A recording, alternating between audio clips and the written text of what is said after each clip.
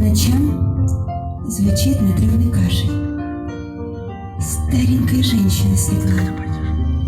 Много лет она в квартире нашей одиноко в комнате жила. Письма были, только очень редко. И тогда, не замечая нас, все ходила и шептала: «Детки, вы ко мне собрались бы хоть раз? Ваша мать согнулась, посидела. Что поделаешь, ведь старость подошла. Как бы хорошо мы посидели рядышком у нашего стола.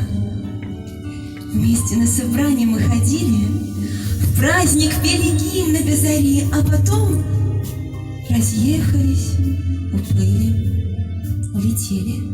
Вот и собери». Заболела мать.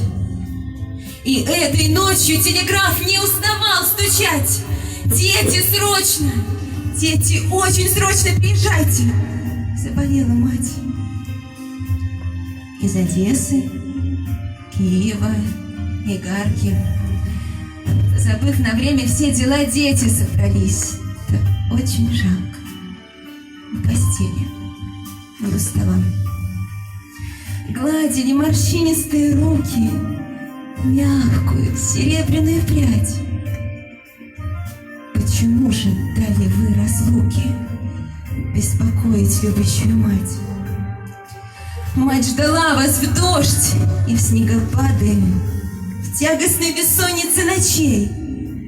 Разве горя дожидаться надо, чтоб приехать к матери своей?